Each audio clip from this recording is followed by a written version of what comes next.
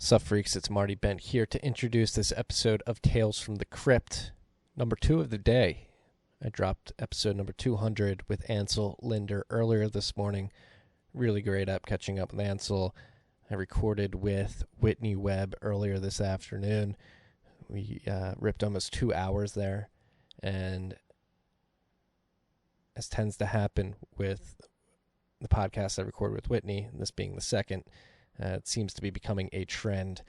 I am going to post this right away, considering the depth of the content, the conversation, and the information within it. I think the work that Whitney is doing right now to provide good journalism to the world, particularly around the happenings in the intelligence community and within our government here in the United States particularly, I think it's a very interesting perspective, and I'm glad that Whitney felt comfortable coming back on Tales from the Crypt to talk about all the things she's found out. So sit back, get your popcorn ready, put your seatbelt on, put your helmets on.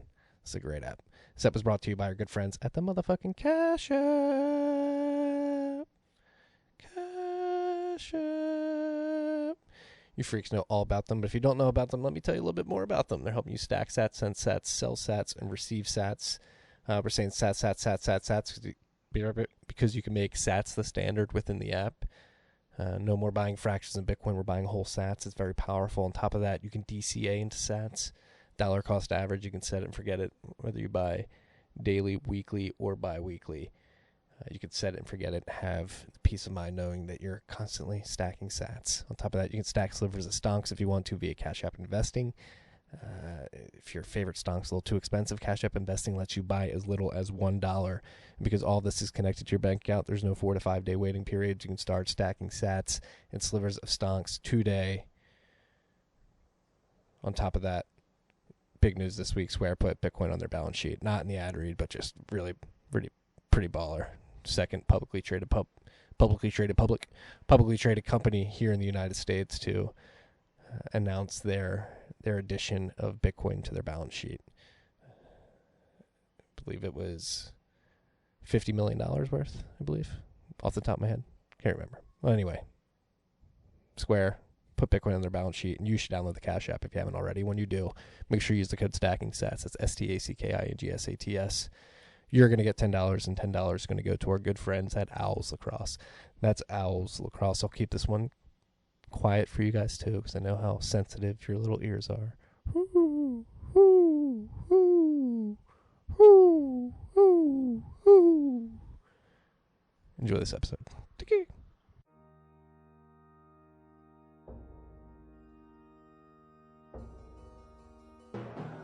You've had a dynamic where money's become freer than free. If you talk about a Fed just gone nuts, all the central banks going nuts. So it's all acting like safe haven. I believe that in a world where central bankers are tripping over themselves to devalue their currency, Bitcoin wins. In the world of fiat currencies, Bitcoin is the victor. I mean, that's part of the bull case for Bitcoin. If you're not paying attention, you probably should be.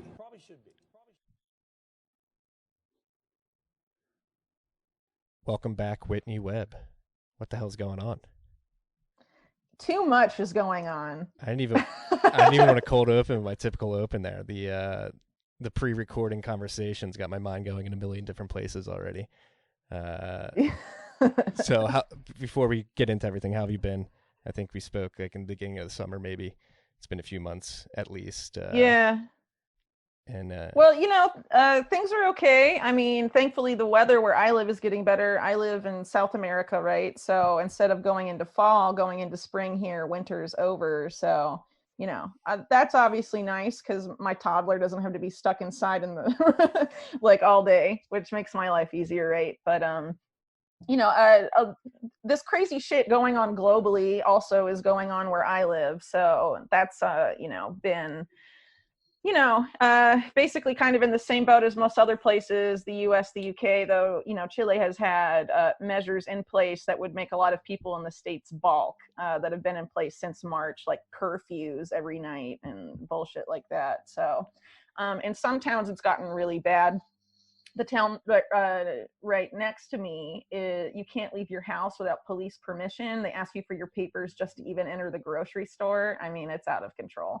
Here, it's like that on weekends only for now. But I mean, who really knows? When you give a government that type of authority to do whatever they want and the population just rolls over for it and is like, okay, then, they'll just keep going until they get, they consolidate what they're trying to go for. So, it's not unlike some other places. Unfortunately, like I was saying, most people here really rolled over for this bullshit. And, I hope that doesn't happen in other countries, but I've heard from some friends in the UK and places like that pretty much over there, a lot of people are rolling over for it. So hopefully the US, at least the armed part of the US will, not roll over so easily. But who knows, between QAnon and some of these other bullshit psyops going on right now to sort of make people think that, as long as we get the right guy in the White House, everything's going to be fine after November. I mean, people like that are in for a surprise.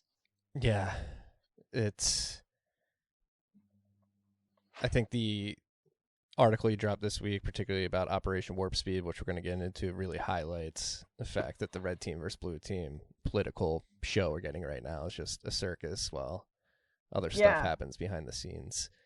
But to bring it back to what you touched on before, you said Chile rolled over, UK seems to be rolling over, and you mentioned the Second Amendment. What's interesting about Chile, because we were talking about this too before we hit record, was last year there seemed to be a movement of people who are fed up with the basically quasi-dictator they're living under in Chile and hit the streets. I believe we said the narrative picked up on rising bus fares that led people to finally hit the streets. But you were describing the history of Chile and who's in charge there, and I just thought it was very interesting. If we could jump into. Oh, sure. I can go into that a little bit. So basically in 1973, on September 11th, 1973, there was a military coup in Chile that was backed by the CIA, planned out by the CIA and Henry Kissinger. And it had originally, the ball on that had gotten rolling because this banking oligarch in Chile named Agustin Edwards, who's dead now, traveled to the White House to basically ask for a coup. He was really good friends with David Rockefeller. And would personally pick up David Rockefeller at the airport in Santiago in Chile, show him around. So basically, Pinochet came to power, murdered a lot of people, not just people that were quote unquote communists or involved in the Salvador Allende government, but people who were accused of being communist sympathizers or suspected communists and things like that. So imagine if, the McCarthy style hearings in the US, but imagine that with people actually being murdered or tortured. Of course, the CIA instructed, Pinochet's goons, I guess you could say, and exactly how to torture people and all of that. And that was true for a lot of the other military dictatorships of the era. Pretty much all of South America during that period of time were CIA-backed military dictatorships where the CIA or U.S. military intelligence or people like that would go and train, the security state officials in these different Latin American countries and techniques of torture and psychological operations, among other things. So basically what you have in Chile now is a population where the older generations that lived under Pinochet are extremely passive and they don't fight back about anything. And because, they sort of saw what happened and they're like, please just leave me and my family alone. We don't want to die. We don't want any trouble. Do whatever you want. Just don't kill us type of, when things get really heavy, it kind of ends up being like that. They're very content to just let things happen around them and not push back. What's interesting, though, is that the supposed return of democracy to Chile, I would argue, was just really for show, because a lot of the extremist policies that are unpopular now, a lot of those were either consolidated or expanded after Chile's supposed return to democracy in the 90s. And a lot of the presidents, both quote unquote left and quote unquote right, that Chile has had since 1990, have advanced the same agenda that started with Pinochet. And of course, a lot of that came directly from the so-called Chicago boys, who were Chilean economists under Pinochet that were trained, studied under Milton Friedman at the University of Chicago and used Chile as their personal laboratory for various things. And of course, the pension system that is so insane and so insanely unpopular in Chile was imposed during this time by the brother of the current president of Chile. And it's a total, it's so complex what's going on here, and it's really hard to really explain in just a short amount of time without really devoting the whole podcast to it, because we're talking about decades and decades of history and controversy and all of that. But it's unfortunately what's happening in Chile, since the Pinochet era, it's been historically used as sort of like a laboratory, I guess you could say, for planners at the CIA and the national security state in the US, not just for, and also for, the bankers, right? Just like what happened with the Chicago Boys and their experiment, that was sort of like a Wall Street testing ground. And then, but you also had, the CIA and other parts of the US government using Chile to quote unquote test things out as well. So I would argue that, the more extreme clampdowns that we're seeing in Chile right now under the guise of coronavirus response are seeing, will people roll over for this and sort of trying to game things out and then try to apply that to other countries. And I think, some other countries that are like Australia, for example, I think like Victoria, where Melbourne is, that area is being used to sort of test out how to get people to roll over for fascism, essentially. Things look terrible in Victoria. It's yeah.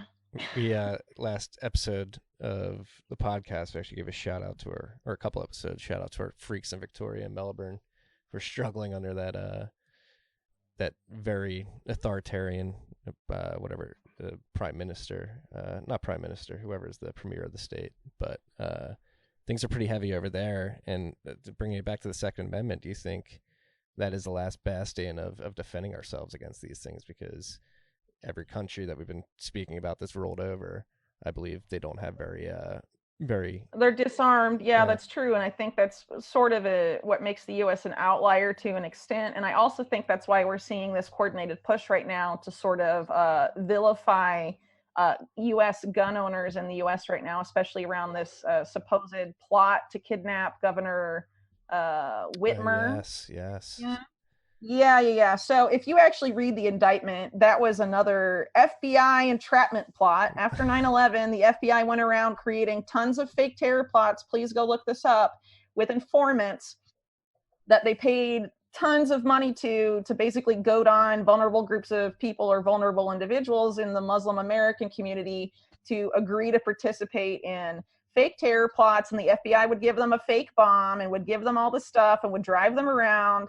Right. And then the FBI would come in and say, we foiled the plot. And they'd use that to justify increased, like an insanely, their ever ballooning budget for their counterterrorism ops, basically. Yeah, and I think so. What we're seeing now is a pivot to them doing the same thing to white Americans, to vilify white American gun owners, just because it's more politically expedient. Because if you read the indictment, they paid a couple undercover guys like over 20 grand to set this plot up that they then foil. They knew about the plot and were ready to foil it back in June. Why did they wait until just a month before the election? Pretty interesting. Trump's FBI, right? Very, very interesting. It's all theater, it seems like. It's crazy. Well, I think that. And I think so. The FBI's, and it's funny, like the militarization of the police and this stuff seeping down into police forces just locally. I believe I remember, I forget if it was the FBI or the local police department that did a similar psyop on an individual, like a teenager, I believe, with extreme autism, and got him to like sell drugs to a high schooler and got him locked up for that. Like it's yeah, well, they tried to do a fake terror plot too to a kid that was autistic also and didn't have any friends. And then they reached out to him on a chat room first and then started meeting him in real life. And his parents figured out what was going on and were like stay away from our son, and he kept like sneaking around where the kid would end up being to try and get him to participate in this thing. I mean, it's really crazy. So this is how the FBI is operating right now. They wanted to investigate Epstein for decades. They covered up the 2001 anthrax attacks and a bunch of other shit that's gone down, right? But they make fake terror plots. With whoever they want to be the boogeyman of the hour, right? So first it was Muslim Americans after 9/11 to justify the war on terror. Oh, look, the domestic terror is here and we're thwarting it. So give us millions and millions of more dollars a year to, expand our counterterrorism operations, even though they're setting it up basically, right? And then so now they've decided to switch to this other, to another boogeyman to basically justify a domestic crackdown. By and large, because the war on terror was about justifying bombing majority Muslim countries abroad by and large, right? So the coming pivot they want to have is a war on domestic terror in the United States. So how do you do that? Well, you have to make the new boogeyman domestic terror groups. Well, maybe this pairs up well with Operation Warp Speed too, and how could you incite that if you've read the article that Whitney dropped earlier this week, and it you talk about basically funding for vaccines that's getting siphoned through defense contractors, which isn't typical. We'll get into why it's not typical and how it differs, but it seems like they're setting it up to create, I believe it said 300 million vaccines for their U.S. citizens, and you were saying you found out information that they're going to be tracking individuals who take the vaccine for up to 2 years. This is some crazy, Operation Warp Speed is nuts. It is not a civilian operation to make a vaccine fast for everyone during peacetime. This is a military operation, and mainstream media is even admitting it. The organizational chart for Operation Warp Speed dropped the day of the debate at the end of September, so no one paid attention. And basically, it's all being run by the DoD. It was initially advertised as a joint effort by HHS and the Department of Defense, but it turns out the HHS people aren't really involved, and that it's pretty much all DoD people, and that the only real civilian with any say in anything is this Moncef Slaoui guy. He used to be the vice president of GlaxoSmithKline, who was chosen by the Trump administration to be the quote-unquote civilian head of Operation Warp Speed. Moncef Slaoui has many conflicts of interest with some of the companies involved in Operation Warp Speed, including Moderna. He also has ties to Google through different firms he backs. Moncef Slaoui also is kind of a crazy guy, because what his vision for the future has long been, and this is true when he was at GlaxoSmithKline and well after, is because he wants to usher in an age of what he calls bioelectronic medicine, where basically nanotechnology will be inserted into your body and then go modifying cell by cell or nerve by nerve to quote unquote fight disease and things like this. So, this is important when we consider the extreme secrecy surrounding Operation Warp Speed. Essentially, all of it is classified. There's very little that we know. And, what I wrote about in this article you've mentioned is how people were different news organizations, mainstream news organizations like NPR, right? We're trying to get Freedom of Information Act requests to gain access to the contracts, the vaccine contracts that are between Operation Warp Speed and these vaccine companies, and they were denied. And they were like, why is it denied? And it turns out that the government did not directly enter into those contracts with the vaccine companies. They used a third-party intermediary. That third-party intermediary, as I point out in the article, was involved with some very creepy foreknowledge of 9/11 and the 2001 anthrax attacks, co-sponsors of the Dark Winter simulation in June 2001 that I've talked about a lot over the course of this year. Was headed for most of this period of time by the former deputy director of the CIA and stuff like that. So of all the people to funnel your vaccine contracts through, it's very interesting they would choose them. And what's crazy is that HHS, the Department of Health and Human Services, they say they have no records, no copy of the vaccine. And the Department of Defense are vaccine contracts. And the Department of Defense won't comment on if they have them or not. So it appears that this, government contractor, all tied up with the CIA, is basically the people that know what the contract says and the vaccine company. And some of these vaccine companies aren't just vaccine companies. You have companies like Johnson & Johnson, just one of the biggest companies in the world. And they have been in so many scandals for product safety. It's insane.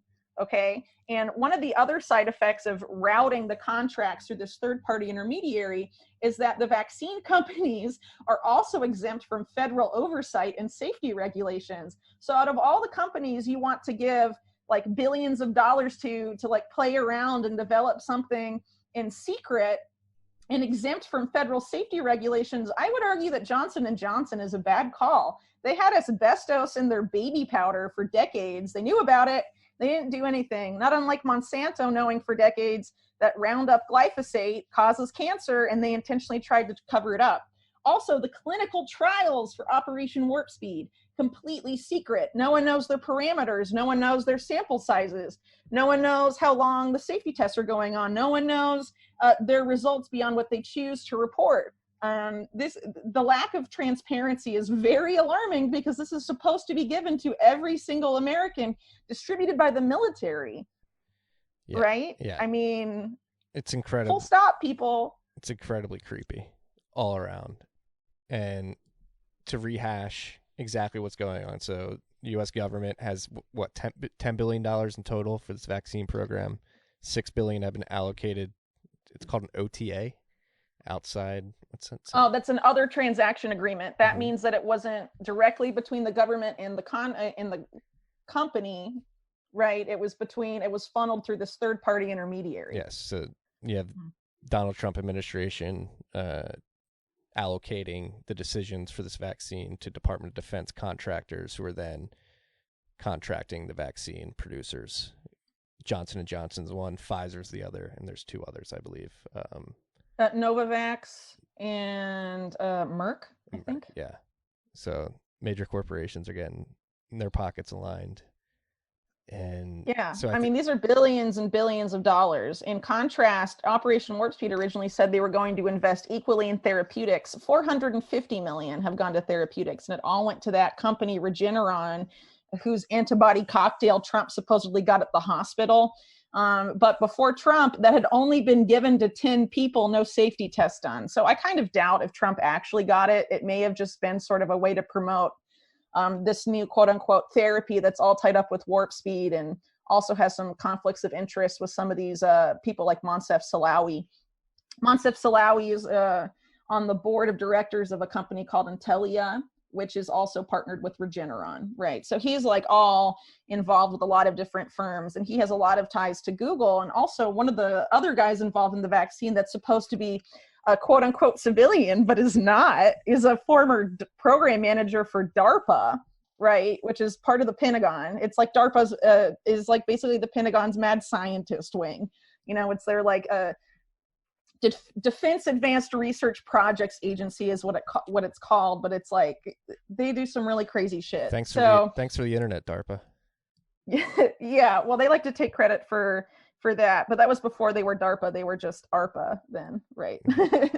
But anyway, the guy that's in charge of coordinating the vaccine, so you have Moncef Slaoui in charge of the quote unquote civilian side, and then the guy under him for coordinating what's going on with the vaccine and coordinating these contracts technically with the vaccine companies is a guy named Matt Hepburn. He used to be a program manager for DARPA, and while he was at DARPA, Matt Hepburn oversaw the development of something called Profusa, which is an injectable under-the-skin biosensor that can be used to track all sorts of things going on in your body, and that it sends it to a wireless device. He is still overseeing DARPA's interest in that product, which is also now backed by Google, oddly enough. In the same month that Operation Warp Speed is set to go operational or whatever in January 2021 is also the month that Profusa will be licensed for use by the FDA. So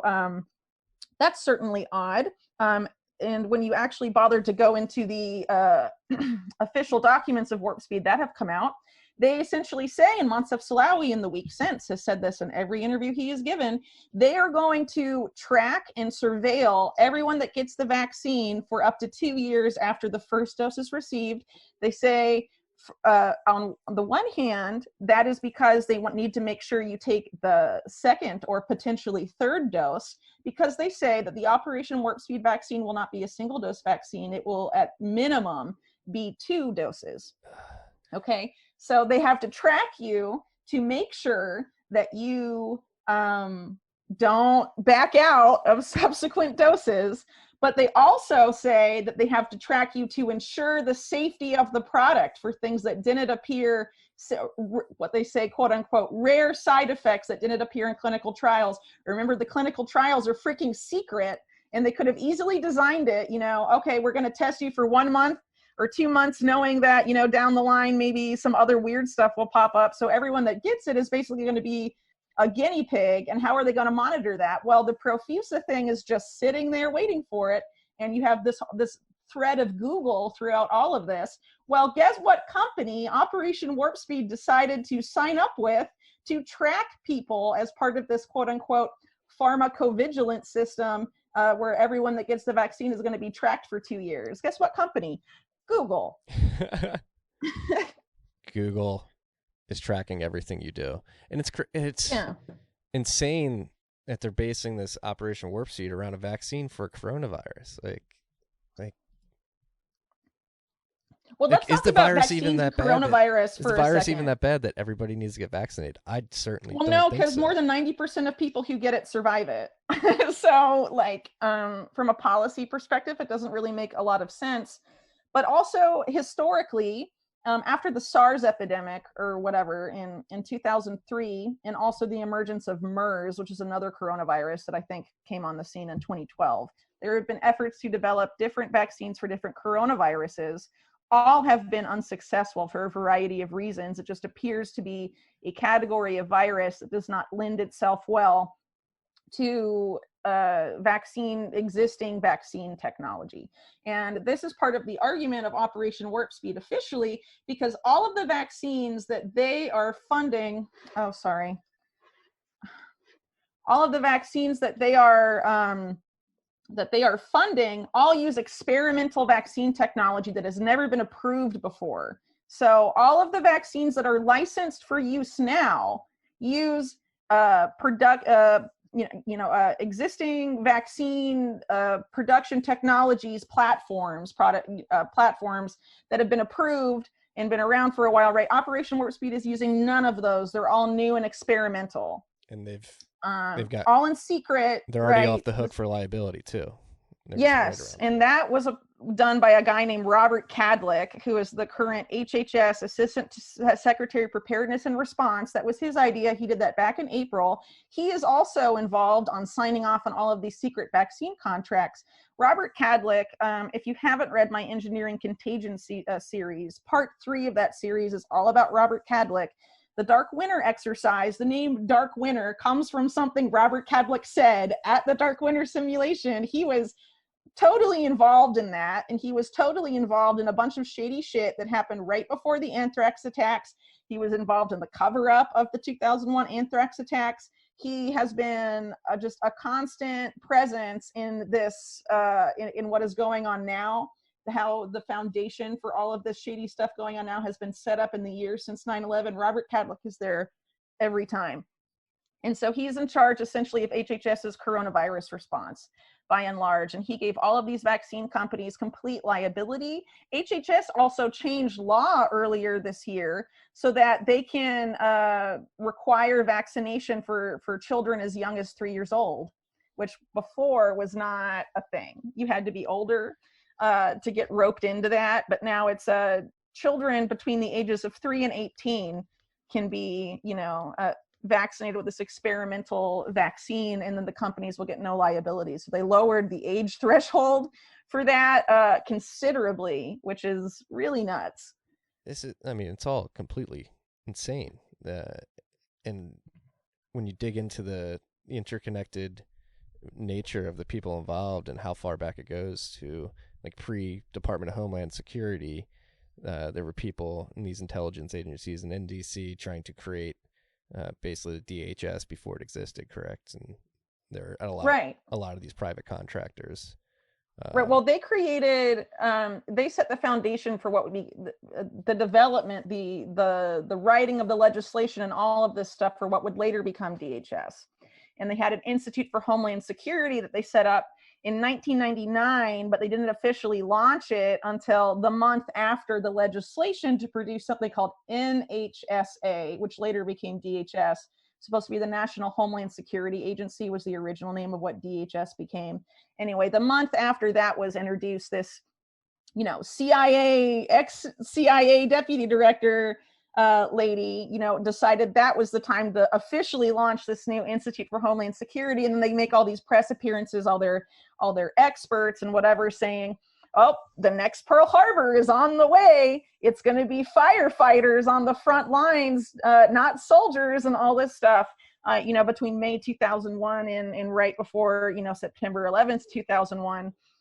And then they co-host this, Dark Winter simulation, which was about a bioterror attack that basically predicted the narrative they tried to sell people on the 2001 anthrax attacks. And also major participants, a lot of participants at the Dark Winter simulation had apparent foreknowledge that the anthrax attacks would happen, because they went around between 9/11 and the anthrax attacks and talked about how there was going to be an anthrax attack.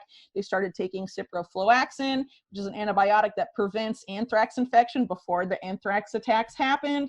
And some of them personally briefed Dick Cheney all about Dark Winter, all about the anthrax attacks. And if you look at the people who were the participants at Dark Winter, you have like the son of one of the co-founders of the US intelligence community, basically. You have former FBI directors, former CIA directors. You have people like Jerome Hauer, who is a prime suspect in a lot of the shady shit that went down on September 11th, 2001 at the World Trade Center. Specifically, he was head of security for the World Trade Center for Kroll Inc. at the time.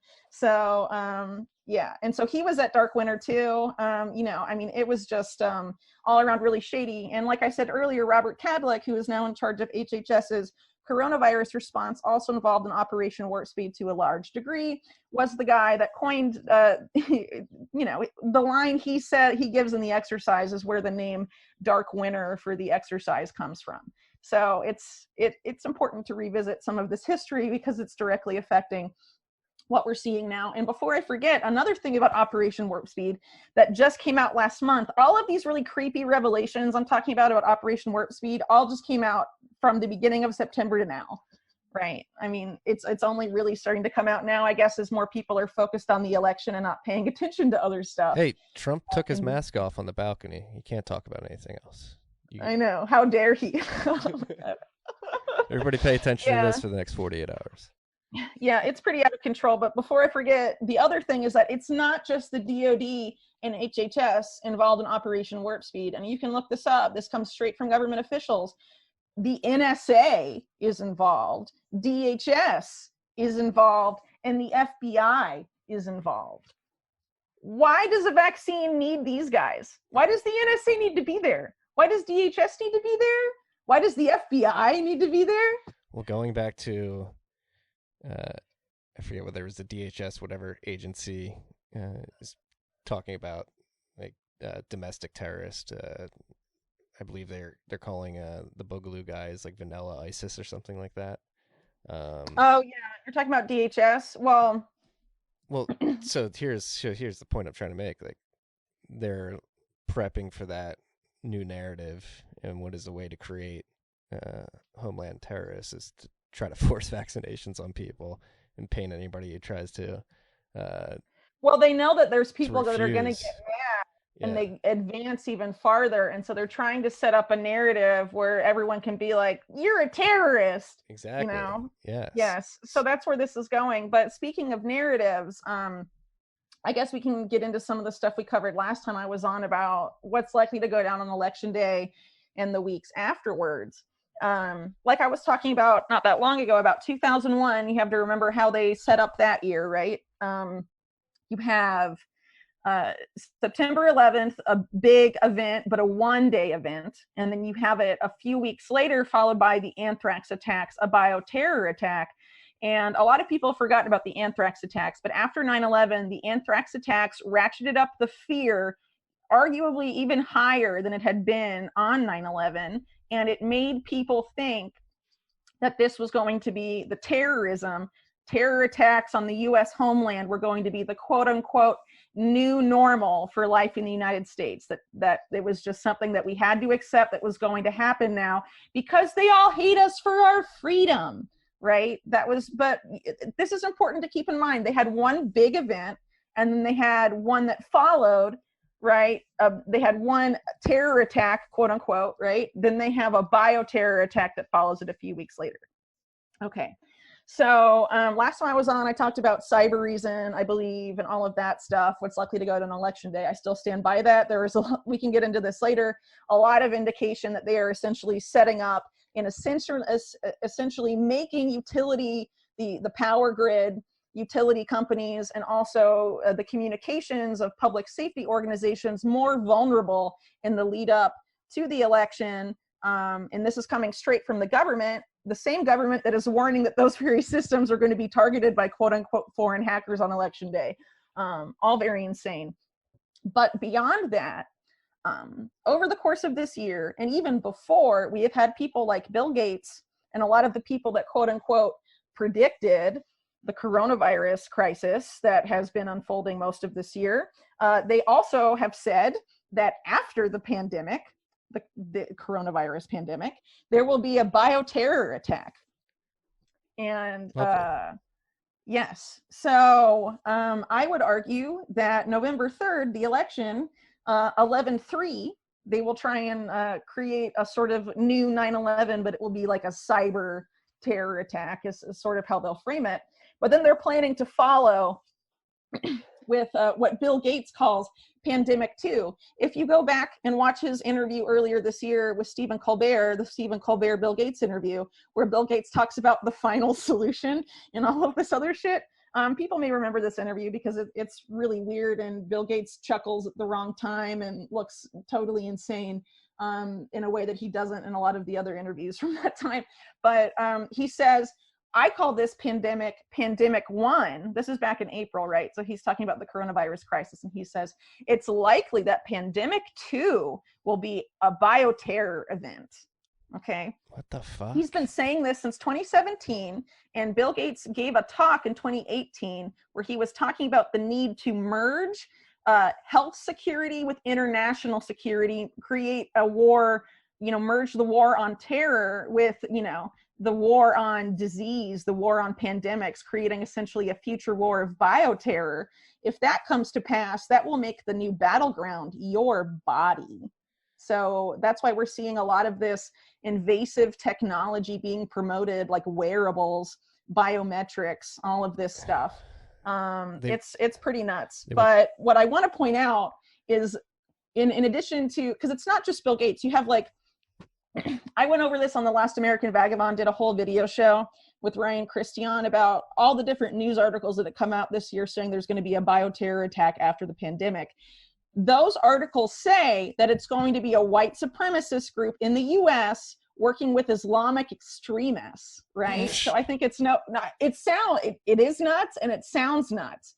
But think about now what they've been saying in this with this domestic terrorist stuff, and right after the Whitmer plot, came out and was getting all this mainstream media play, they start calling them vanilla ISIS. They start linking this quote unquote white supremacist group. There's no evidence they were white supremacists, by the way. Just want to throw that out there. But they label them as white supremacists, and then they're linking them already to ISIS in people's minds by giving them nicknames like vanilla ISIS, or saying they're following the ISIS playbook and all of this stuff. This is something people need to watch. They are going to try and say that white supremacists have a global network. They're all working together, and they're working with the war on terror, Al-Qaeda, ISIS groups behind the scenes, and that they're going to be behind bioterror attacks. They're also, based on the same narrative seeding, saying that they're going to be buying stuff off of the dark web, which I would argue the government will use to crack down on the internet in a big way once this stuff starts going live. Well, a few things here. They're already posturing like you're going to shut down the internet. DOJ announced they went back to where to encryption products. Yeah, they've been pushing for that for years, though. I know, Bill but Barr, like yeah. they're finally getting to a point where They think they can sell it, yeah. the push is coming to a shove. I mean, they can't sell it. A backdoor and encryption renders the encryption obsolete, and so it's not really encryption. But the repetitive nature of all this, people repeating stuff, another phrase that's going around: "Build back better." Politicians around the world using this three-word phrase, "Build back better." Some nice alliteration there. But we have the World Economic Forum posturing with the Great Reset. It seems like the pandemic is now. Well, the Great Reset was a book written by the Klaus Schwab guy of the World Economic Forum long before the pandemic even happened. I just want to say that. I agree, but it's the perfect. Oh yeah. Well, now they're out in the open about it. Yeah, exactly. Right. Like, all right, we have this pandemic. Now we need the Great Reset. Actually, coronavirus ties into climate change as well, so we're going to make these energy changes to our grids and our economies, just as we're making these medical changes as well, and these tracking changes. It seems, 2020 has been a very weird world for authoritarian overreach and.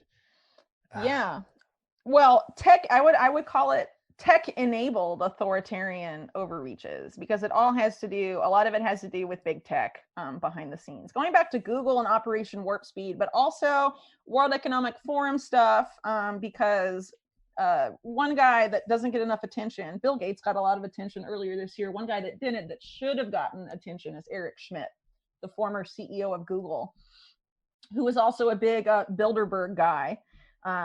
Just want to throw that out there, which, by the way, those meetings attended by Pompeo, attended by Kushner, right? The meetings with the billionaires and the, Trump administration guys and people from all over the world behind closed doors, Henry Kissinger, people like that. What do you think they talk about? How to help you? How to help the little guy? Some people think, that they go in there and they do a bunch of crazy stuff. I don't really know about that, but I definitely think they talk about how to preserve their interests, and how to advance agendas that they have, and how to maintain or expand, their control over things. I think that's, what if billionaires, are like that, if they all get together and meet in secret, what do you think they're meeting about? How to throw you in the pod and make you eat the bugs. It seems like they've been very successful at it. I know. Right. But I want to talk about Eric Schmidt for a second, because this guy is essentially directing Pentagon policy in a huge way, and it has not gotten attention. He's a Silicon Valley billionaire. He has a lot of agendas. He's a lot of ties to, the Clintons and the Democrat side, right? But it goes much deeper than that. He also has ties to Israeli intelligence, the Unit 8200 crowd. For example, Team 8, which is an incubator of Unit 8200, which is Israel's NSA, Israeli intelligence. An incubator of Unit 8200 tech companies, which are basically, Unit 8200 front companies all over the tech scene. It's run by a former Unit 8200 commander, but it was set up with money from Eric Schmidt, right? So they just hired, not that long ago, a former director of the NSA, Mike Rogers, because they wanted access. This is straight from NSA employees. They were criticizing Rogers taking a job there because they were saying, these people, they basically straight up said Team 8 is a front for Israeli intelligence, and they want Mike Rogers there because he knows all the vulnerabilities in the US grid, basically. Which is just totally mental. But that's Eric Schmidt there, right? I mean, so we need to keep that in mind. But Eric Schmidt is in charge of the National Security Commission on AI, which is, he heads that, but it's essentially the Pentagon, the CIA through NQTEL, the former number 2 guy in the entire US intelligence community, who was also tied up with the Dark Winter people. And so you basically have, intelligence, the Pentagon, and Silicon Valley, because on the National Security Commission of AI representing Silicon Valley, you don't just have Eric Schmidt at the top, you have people from Amazon, from Microsoft, from a vice president of Google, all the big tech firms are there. and Oracle you have there as well, which is also involved in Operation Warp Speed. So you have all of these guys, and last year they essentially said that the US has to totally remake its economy and society in order to beat China in AI and develop better AI algorithms than China and advance more in the smart city stuff and biometrics and all this stuff, because basically smart cities are full of sensors everywhere. That's how they work. So they accumulate just an insane amount of data. And if you want to create a better AI algorithm than your competitor, you need more data on which to train your AI algorithm. So from the perspective of these guys, China has a bigger population. They have mega cities. They are currently accruing more data than the US is. So, the US has to implement more sensors and go even farther than China has in terms of getting data, the amount of data they extract out of a person. This is how these people think they view you as data to be harvested right now. These guys that are all into this huge push for AI. So basically, how do we get, Americans per person to produce more data for us than, China is doing with their citizens? Well, basically that is, implementing the smart city system, getting people to wear this wearable stuff like Fitbits, and Amazon has a really new creepy one they say is for fitness. It's called Halo, but it also tracks the tone of your voice and your emotions and lets you know when you sound sad and things like this. I mean, they are really taking this to like a whole new level, like a whole hers level. Yeah. It's so creepy, and it's funny. Maybe this is Google's finally building the website that Trump was talking about in the beginning of the crisis, when oh my god, Google's going to build us the best website. Maybe he slipped up there. It was getting yeah, they're doing more than building a website. They're doing, because I mean, what I was talking about earlier about Operation Warp Speed, you see Google underlying that, and then you see the Google guy Eric Schmidt at the top of all this shit with the Pentagon right now, and the National Security Commission on AI. This isn't just about what the Pentagon will do with AI. This is about how AI must be implemented and used in the United States to secure key national security objectives, which are maintain global military hegemony and global economic hegemony. That's what it's about. So if you think they're going to put this shit to a vote and ask you, hey, can we put all these sensors all over your house and all over your city and on your body and in your body so we can get all this data to beat China because we have to beat China, and you're like, I don't want this. They don't fucking care. They're like, this is what we have to do or we won't be number one anymore. And all these guys care about is, being the hegemon in the world forever. So do you think they have this sort of God complex leading them towards that? We need the U.S. to be number one in the world, and they completely overlook the freedom and liberty destroying acts that get them right there. Well, they say, right, that we're better than China, so that, we have to stay number one so we can make the world safe for democracy. But I honestly think that's bullshit. A lot of these guys, and even the National Security Commission on AI, have in one of their some of the things they released last year, they talk about the need that there's two ways to go about this. There's the leapfrog China way, which is we go farther than China does in order to outdo them and maintain hegemony. But the other way is to work with that the economic and political elite of the US joins forces with the political and economic elite of China to basically create this Orwellian AI-driven panopticon together. So guess who's in favor of that approach? Henry Kissinger, who actually describes Eric Schmidt as his best friend. Yeah, so a lot of people that have noticed this, which actually isn't a lot of people, it's relatively few, but it's there's some people that have called Eric Schmidt the next Kissinger because of this. He's sort of taken over. I mean, because Kissinger's freaking old, right? But here we have Eric Schmidt at the center of all this. Alive. Right. I hope he goes soon, because I hate seeing him. It enrages me that so many other people are gone and he's still there. This giant blob of I don't want to go.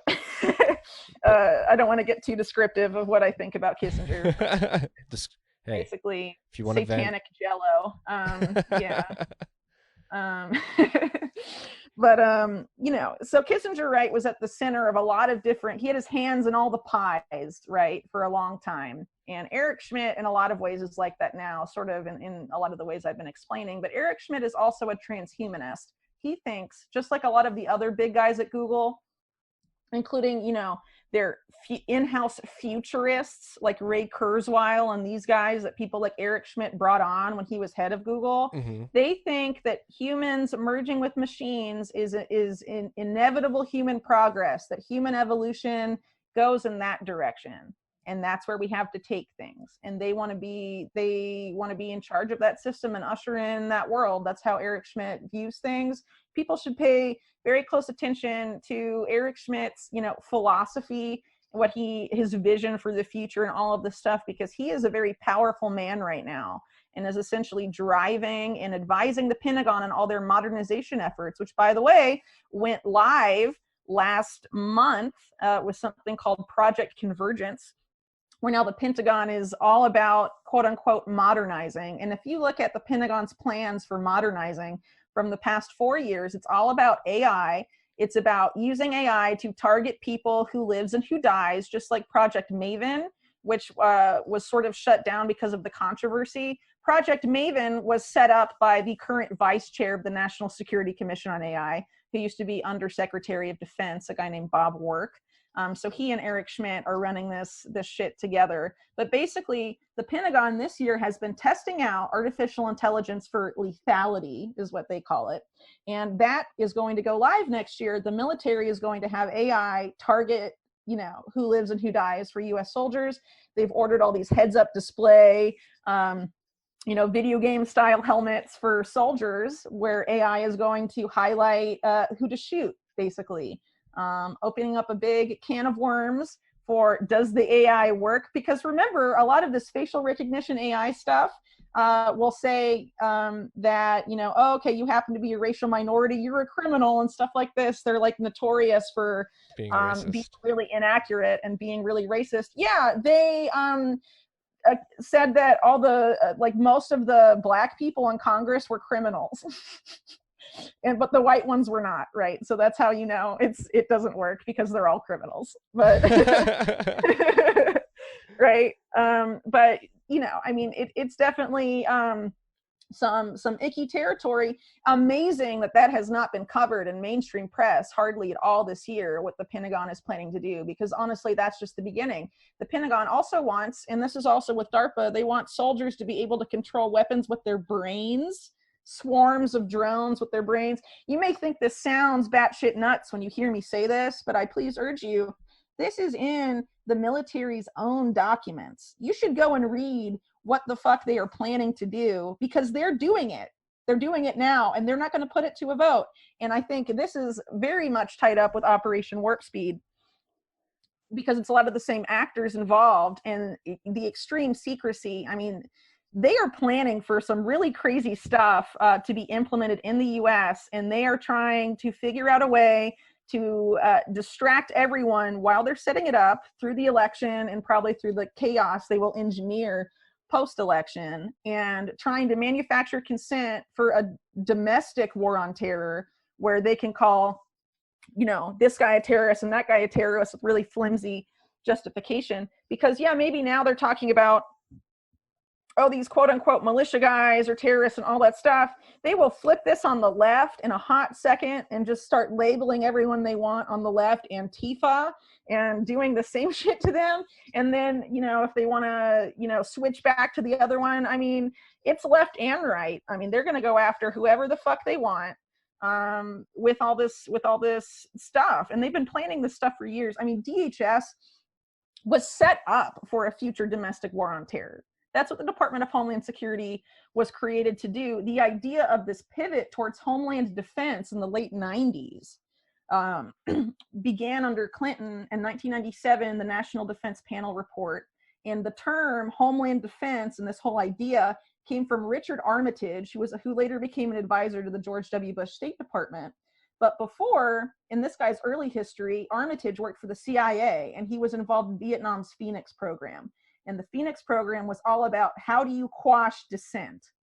and make your control absolute. It was a CIA program that they were doing in South Vietnam. It essentially resulted in the murder of 40,000 civilians, and they just would kidnap people that they suspected of this or suspected of that to create a culture of fear, and that the fear of being that you could be next and all of this shit was supposed to keep people in line and foster obedience to authority in these villages and communities.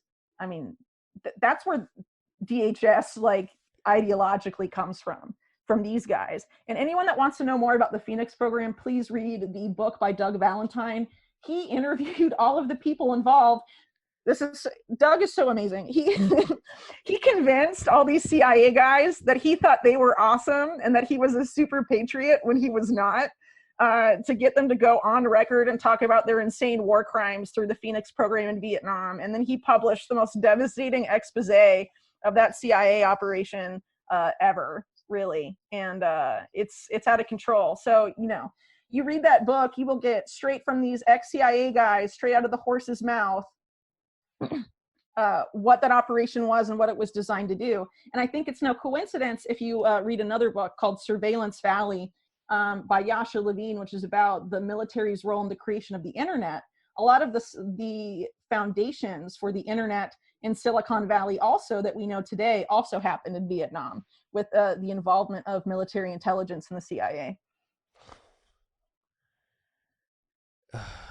We get example of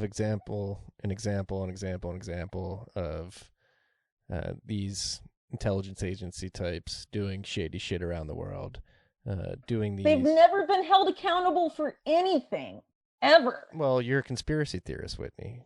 Yeah. Well, they made up that term too. Anyone that didn't believe the Warren Commission was a conspiracy theorist. That's where the origin of that term as a pejorative comes from. Agreed. From the CIA itself. But you're talking about the way these agencies basically use fear to drive obedience. And this year, and you were talking about rolling over earlier, but it's sad to say here in the United States, people succumb to fear very strongly, particularly with the virus and masks particularly. It seems like they're being successful in their endeavors. And I guess the point I'm trying to get to is these conversations, to listen to for some people, are somewhat cathartic, and they listen to them in the corner of the room with their AirPods in, so nobody can hear what they're listening to. And this is like a guilty pleasure for a lot of people hearing these facts, because they're commonly brushed with the conspiracy theory brush. Like you write about this stuff every day. How do we get more people to get comfortable talking about this stuff and bringing it up? And obviously the mainstream media isn't covering this. It takes individuals like right. you. Well, I get smeared a lot as a conspiracy theorist, but a lot of my sources cannot be smeared that way. Like I was saying, I was talking about, the Operation Warp Speed contracts, my recent article on this, that was from NPR, right? Why don't you take some of my sources, just a list of the mainstream media reporting about this crazy shit going on, and you put it in the right order for people close to you and be like, Well, and another thing you've mentioned, like you can Freedom of Information Act a lot of this information and get it from the government, like Operation Mockingbird, Operation MK Ultra, now Operation Warp Speed. They're all real things, but people will look back and be like, whatever. Like they just like gloss over it. They don't even like give a good rebuttal.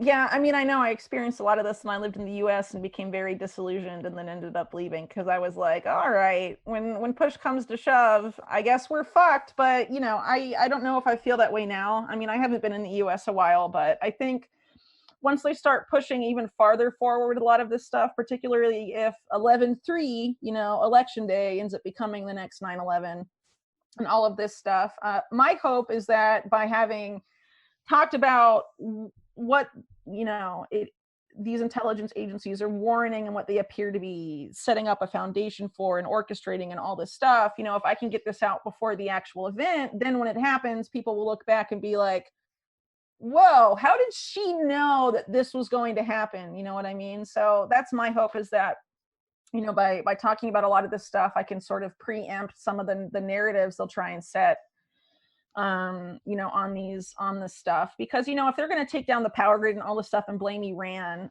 why did we give our power grid over to this company called Impressed, which is owned by the state-owned weapons manufacturer of Israel? Like, why did we do that? We gave it to a foreign country that wants us to go to war with Iran, right? It doesn't make any sense. So if someone attacks the power grid and they're going to blame Iran after a hot second, it doesn't make a lot of sense, especially when you consider that the head of NSA's cybersecurity division is Ann Neuenberger, whose parents were rescued by Benjamin Netanyahu's brother and whose husband is on the board of AIPAC. Well, I'm sure we can trust her to investigate Iranian cyber attacks, quote unquote Iranian cyber attacks, truthfully, right? Not like there's a conflict of interest there. How do we rid ourselves? And like I said, Mike Rogers works for Team 8 now. It's pretty wild. Keith Alexander, the other former NSA director, also takes money from Team 8. So, they've been busy.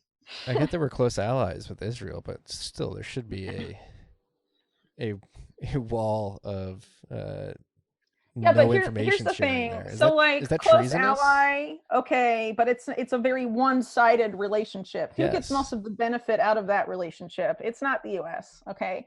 Also, AIPAC as an organization, over its decades-long history, has been embroiled in numerous espionage scandals, many of them that were federally investigated and then shut down from the highest level. Why is that?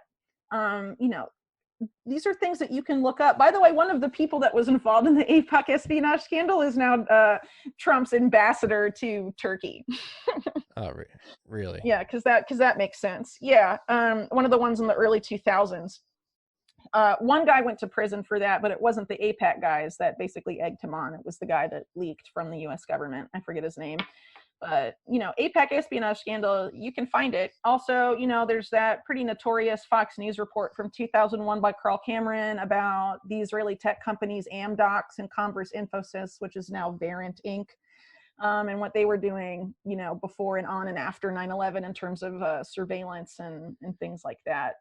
A bunch of weird stuff was going on. So, and as we know, as we discussed in the first episode, a lot of ties to Israeli intelligence with the Epstein saga and everything that's going on. Well, yeah, who was he blackmailing people for? Yeah. Right. So, there's a lot of different directions to go with it there, but basically, this is like on mainstream sites like Business Insider. They're quoting Israeli government officials off the record that are like anonymously.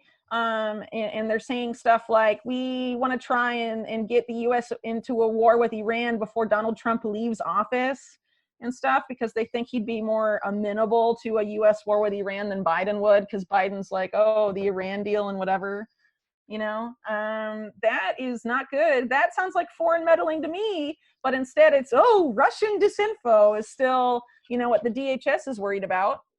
And the DHS came out with this report, the Homeland Threat Assessment, the first Homeland Threat Assessment DHS has ever made.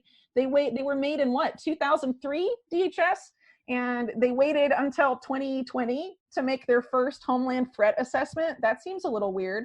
Also weird, normally the CIA has a worldwide threat assessment they do every year, but this year they didn't do one, and DHS did one. Isn't that strange? Anyway, in this DHS document about what the threats to the homeland are, they lay out what qualifies as Russian disinfo. And remember, this is supposed to be like Chad Wolf is in charge of DHS. He's like supposed to be a Trump guy. He says denigrating Biden and denigrating the establishment, examples of Russian disinformation. Okay, so that's like half of the fucking US. You can't criticize. Right there. You can't criticize the establishment, and you can't say mean things about Joe Biden. This is the guy that works for Trump. I mean, are you kidding me? And people are like, yeah, DHS is going to put Antifa in jail. It's all a clown show.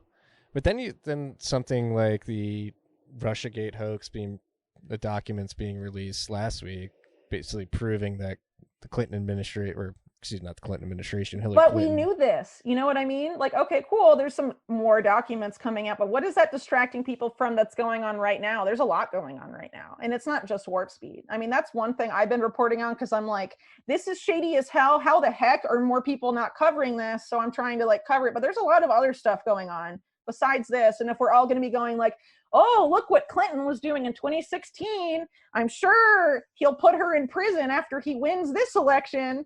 You know, I mean, no, dude, they're trying to keep you looking all the way, you know, over there at this thing that happened 4 years ago, from, you know, you're not paying attention to the stuff that's going to go down now. And stuff is very clearly going to go down. I mean, they pretty much told you, you know, when I was writing about what was going to go down with the 2020 election back in like January, you know, some people were like, this is crazy. But now that we've gotten a lot closer, I mean, even mainstream media is like between November and January, total chaos in the US, right. You know? No. And I was talking about how they were going to do that back in January. How did I know? Because US intelligence and the intelligence agencies that do that, you know, a lot of this is done by both US and Israeli intelligence working together. If you listen to them and look at what they're doing, they essentially tell you what will happen. This was true with 9/11 also. This is true with 9/11 also. A year before 9/11 happened, they simulated flying planes into the Pentagon.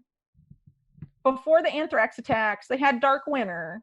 You know, I mean, What was it last year? Event 210 or something like that? 201, which was done by the Dark Winter people. It was the same people hosted Event 201. Thomas Inglesby was one of the 4 co-authors of Dark Winter. He was the moderator at Event 201, Johns Hopkins Center for Health Security. How are these people still able to show their faces in public? Because no one reports on them. And I do, but I'm a crazy conspiracy theorist to most people. So, you know, I mean, it is what it is. But hopefully, you know, that'll change at some point. I mean, this can't go on forever. Yeah, do you have any hopes? You know, like, what are your thoughts on the state of independent media right now as compared to mainstream media? It seems like I you know, to be real, I am actually hugely disappointed in independent media, in a big way. I don't really want to name names, and I don't plan to, but there is very clearly shady shit going down behind the scenes, and people that are still talking about Biden and Kamala and Trump, like all of this shit is real, and are only covering that. Okay, so if you think you're going to get a lot of clicks from election stuff and you want to cover that, fine, but cover some of the other shit going on. It's not all about the election, and the election isn't going to freaking determine what happens after November. It's honestly, like, in my opinion, irrelevant who wins and who loses, not just because of the lack of meaningful differences in the two platforms, but also because they essentially, the real government of the US that is not elected has told you that it's going to be complete chaos between now, or between election day and, you know, inauguration day at the end of January. And during that period, Operation Warp Speed is going to be activated sometime between December 2020 and January 2021. And that's supposed to be for every American. And then every American is going to be tracked by Google for 2 years with some sort of surveillance. What Monsef Salawi says will be a very strong, very active, and very precise surveillance system that they are building just for Operation Warp Speed. Okay. I mean, this is so nuts. I can tell you definitively, I will not be participating in that vaccine program. Well, yeah, because if people could just the stuff I've like talked about, the extreme secrecy and like who's involved in all this shit, like who the heck would get it, dude? You know, who wants to be tracked by the government for 2 years because you've got a jab to keep you from getting sick from a disease that more than 90% of people who get it survive? Like 99% in our age group, right? It's not. It's, I mean, it's so mental, and it's all about manipulating people's fear. Get people really afraid, and then they'll just, you know, okay, good government, come and make us safe again. You know, I know people begging for the vaccine. Like, I want to go back to normal. We need the vaccine. I'm like, what the hell are you thinking over here? Like, yeah, that sucks. That, I mean, in my opinion, that's just laziness. Like, most people are lazy, Whitney. Yeah, I know, but you know, I refuse to live in this world that they're trying to build. And I don't really, if you think that it's just going to be, okay, you just get this one vaccine and then you can go back to the bar, they've already said it's going to be multiple doses and they're just going to keep rolling out new things for you to get vaccinated for every year. And who knows, all this stuff is experimental. You don't know what it's going to do to you. Do you know how many Operation Warp Speed vaccine trials? Remember, clinical trials are secret, but multiple instances now where they have been paused because of quote unquote mysterious or unexplained extreme illnesses, including a lady that lost feeling and movement in her feet and hands. Yeah. I'm not going to be lining up for that vaccine. And it's... You want to go back to the bar? Okay, well, dude. It's coming from the same Why don't people. you make your own bar in your community? Like, fuck, I don't know. It's coming from the same people. Told you 2 weeks to flatten the curve. And here we are. This will just be 3 weeks. Here we are, 7 months later. Actually, we're going to have to up your vaccine dosage to 7 doses over the course of 8 years. So we're going to need to keep tracking you. The strain of vaccine you got last year actually has a mutation, and you're not allowed to interact with people in Ward C anymore. So you're going to have to stay in Ward B and A. Oh, my God. It's coming. Yeah, I mean... it's shocking to me how many people can't see where they're trying to take this. And we are sleepwalking into a nightmare and people need to wake the fuck up. I'm like so burnout and overworked after these 7 crazy months, man. I'm still pushing it before the election, but holy crap, more people need to wake up and they need to wake up fast. We're going to be deplatformed so hard. Like I was just saying, DHS defines Russian disinfo as denigrating Biden and denigrating the establishment. I do that pretty much every episode, so goodbye, freaks. Yeah, okay. But also DHS met with Twitter and Facebook and Google, which owns YouTube, last year about how they can protect public discourse ahead of the 2020 election. They met with all these guys. You see it happening now on Twitter. And it was all about stopping foreign interference. Okay, so if DHS told these social media companies, you need to take down foreign disinfo and foreign interference efforts, and then DHS releases this report a week ago saying Russian disinfo is denigrating Biden, okay, what do you think is going to happen before election day? I'm not going to be there on Twitter anymore. I may officially be labeled a Russian agent. Vladimir, send me the bag in Bitcoin, preferably. And I keep talking about how Joe Biden is senile, because the only reason I would talk about Joe Biden having any sort of problems is because I get paid by Russia. Like, okay. Yeah. I talk to Putin once a week. He tells me, talk bad about Biden, please. But I'm just amazed too. Trump supporters in Trump supporting quote unquote independent media, where were they about this DHS report?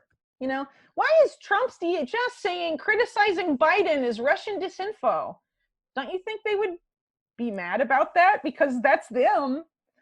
Yeah, it doesn't make a lot of sense. But I guess it's just trust the plan and bend over, So what else is stressing you out outside of Operation Warp Speed? You said there's a lot of things going on at the same time. I saw something about tracking sewage to predetermine whether or not a population has COVID. Yes. So by the end of the year, 42 states will have a nationwide wastewater surveillance network where it will have sensors and samplers that will detect COVID-19 in sewage, and then they will use that to predictively analyze that data, to predict COVID outbreaks before they happen, up to 11 days before symptoms would even begin to show, in order to enable quote unquote rapid containment of those communities. That's the official program. Whitney, isn't this smart science though? You want to be able to predetermine, prevent? Yeah, well, so the company that's going to be building this was spun out of MIT's Sensible City Labs. That's not sensible like sensible, it makes sense. It's sense like able to be sensed. It's their smart city infrastructure lab at MIT. So this company, BioBot, was spun out of there, and they're basically the smart sewer company of the future. Anyway, so you look at their website and they talk about how not only can you predict COVID-19 outbreaks before they emerge and basically apply pre-crime to quote unquote public health using this whatever system they're trying to build. You can also detect illicit drug use. Oh no, there's a lot of people smoking weed here. We got to go door to door and find the weed. Oh no, there's a lot of people, there's a lot of opioids in the poop. Oh, there's a lot of cocaine in the poop. I mean, same deal, right? But not only that, they suggest using it to analyze if people are eating healthily. And if people are eating too much sugar, time to impose a sugar tax. This is straight up from their website. This is micromanaging, human life to an insane degree, and also surveilling what you literally ingest and excrete. I mean, talk about invasive, dude. 42 states by the end of December. Lovely. And I love how it's always the same pretext. It's a war on something invisible that you're never really going to stop. A war on drugs. Yeah, the war on terror was the invisible enemy that were supposed to be brown people in caves in the Middle East, supposedly, that hate us for our freedoms. We're so free, they hate us. So let's have less freedom and fight them, right? Okay, war on terror logic. But now it's the war on the virus, which is also an invisible enemy. But this invisible enemy isn't isolated outside of the US, abroad. The microbe, the virus, can dwell anywhere unseen in your environment or within your body, right? So that's where they're trying to take this. And I would like to point out, after 9/11, DARPA was given, there was this program created that was managed by DARPA called Total Information Awareness, or TIA. Some people that have ever looked into quote unquote conspiracies may remember the logo of TIA, because it's basically, this was an official DARPA program. The logo of this office at DARPA was an all-seeing eye pyramid beaming like a surveillance beam over the entire planet Earth. Please go up and look at this logo. It's pretty trippy. Anyway, a component of TIA was called biosurveillance, and it was about predicting natural disease outbreaks and bioterror attacks before they happen. And it was all about using non-traditional data sources, including the sale of over-the-counter medicine, the consumption of foods associated with illnesses, poop, like sewage, wastewater, things like that. And what do you know? HHS now is building that very system, and it's national. This isn't something that Cuomo up in New York is trying to roll out because he, tasked Bill Gates and Eric Schmidt with reimagining life in the state, okay? This is something that the federal government is creating on a national level. This is the first step towards smart cities, and they're building it underground so you don't see it, out of sight and out of mind, okay? But basically, building this system, this national wastewater surveillance system, is the beginning of a nationwide push to smart city it up. So goddamn creepy. Why do they want to control us so much? And because they're scared. These people live in fear. They live in fear all day long of losing their power and losing their wealth, and they're all like sociopaths and psychopaths, and they're like that with each other. That's why we see a lot of these factional battles between these like crime families, like the Clintons and the Trumps. I mean, they're criminals at the end of the day, right? But they infight, or what about with a lot of the coronavirus relief money, you had like different companies like fighting each other over who gets more of the spoils from the coronavirus relief money and all this stuff. I mean, it's like predators fighting over carrion, basically.